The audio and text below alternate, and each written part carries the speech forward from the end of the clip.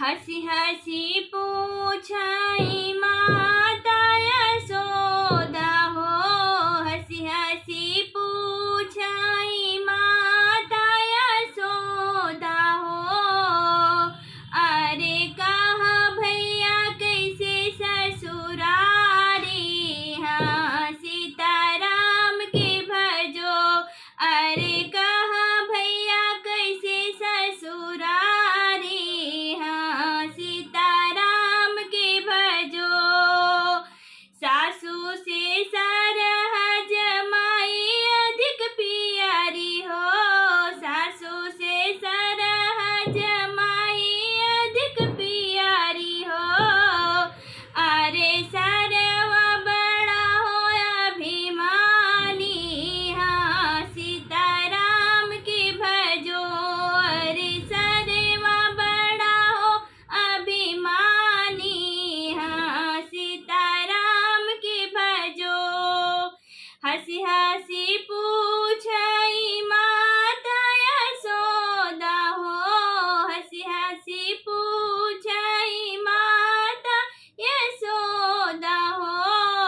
अरे कहा भैया कैसे ससुरारी, हाँ सीताराम की भजो। अरे कहा भैया कैसे ससुरारी, हाँ सीताराम के भजो। 9 महीना बेटा मोरे को खिलाहिला हो, रम 9 महीना बेटा मोरे को खिलाहिला हो। अरे का बहू न किहला बड़ाई, हाँ सीताराम के भजो। अरे का बहू न किहला तू बड़ाई, हाँ सीताराम के भजो। एक ही बेरा बेटा गैला ससुरारी हो, एक ही बेरा बेटा गैला ससुरारी। अरे सासू के देना बड़ाई, हाँ सीताराम के भजो। अरे सासू के इतना बड़ाई, हाँ सीताराम के भजो। हंसी हंसी पूछे माता यशोदा हो, हंसी हंसी पूछे माता यशोदा हो।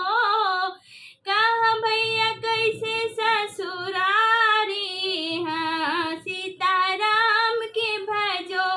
अरे कहा भैया कैसे ससुरारी, हाँ सीताराम के भजो। जुग जुग